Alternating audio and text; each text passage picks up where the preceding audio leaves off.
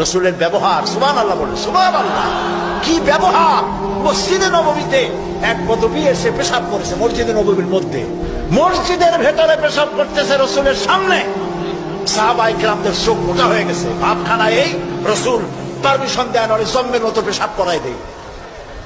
রাসূলুল্লাহ বললেন, না না, বাধা দিও না, তাহলে সে অসুস্থ হয়ে যেতে পারে, তার সবটা আনলোড হতে দাও। সবটা শেষ হইল, রাসূলুল্লাহ তাকে কাছে ডাকলেন, ডেকে বললেন, তুমি যে কামটা করলা, তুমি কি জানো এটা কি? কয় না, তা জানি না। তিনি বললেন, এটা হলো মসজিদ, আমরা এখানে আল্লাহর সেজদা দেই। তোমার যখন এই কাজের দরকার হবে তখন বাইরে গিয়ে করবা। তোমাদের উপাসনালয় আছে না? কয় যে আছে। তো সেইখানে যদি এই কাম কেউ করে তাহলে তোমার কেমন লাগবে? এই কাজটা কখনো করবা না। লোকটি বলল, আমি তো শুনেছিলাম আপনি বাদশাহ, তা আমি এখন বুঝলাম আপনি বাদশাহ না। বাদশাহ হইলে যে কাম আমি করছি এটা তো আমার কল্লা এতক্ষণ গড়াগড়ি চাইতো। আপনি তো বাদশাহ না, আপনি অবশ্যই অবশ্যই আল্লাহর নবী, কোনো সন্দেহ নাই আমার মনের মধ্যে। এই ছিল রসুলের ব্যবহার।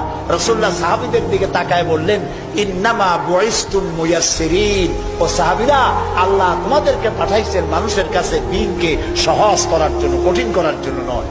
রাসূলুল্লাহ যখন দাওয়াতের লোক পাঠাতেন বলতেন, ইয়াসসিরু ওয়ালা তুআসসিরু, মানুষকে সহজ করে দিন বুঝাও, কঠিন করে বুঝাইও না। বাশশিরু ওয়ালা তুনাফিরু, বেহেশতের খবর দিয়া মানুষকে দ্বীনের পথে ডাকো।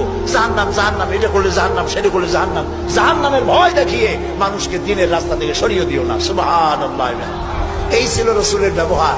তাই মানুষকে দাওয়াত দেওয়ার সময় টেকনিকটা, লোকমানের দাওয়াত ছেলের প্রতি আল্লাহ কত পছন্দ করেছেন। তিনি যাকে বলছেন, ইয়া বুলাইয়া, ও আমার কলিজার টুকরা, আমার বাবা, আপনি নিজে আছে না মোমেন সাহিত্য এমন বখাটে ছেলে, মাথায় উল্লুকের মতো চুল, হাতে ভাল্লুকের মতো নখ, গলায় সোনার সেন, এরকম মোমেন সাহিত্যে নাও থাকতে পারে। কিছু পোলাপান আছে মাথায় চুল টুল রেখে একটা কেমন কেমন ভাব, তারপরে গলায় মোটা সোনার চেন, পৌষ মাসের শীতেও সামনের 2-3টে বোতাম খুলে তো লোকেরা যেন বোঝে উনি একখান কিছু ঝুলাইছে।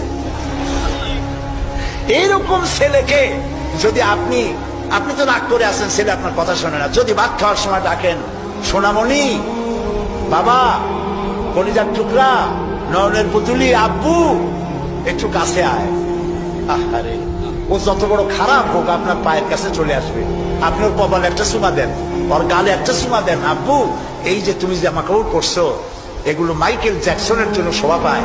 তুমি রসুলের উম্মত, মুসলমান মায়ের পেটে আসছো, এটা তোমার জন্য শোভা পায় না। আব্বু, এই কামটা তুমি করো না, আমার অসম্মান হয় সমাজে। এই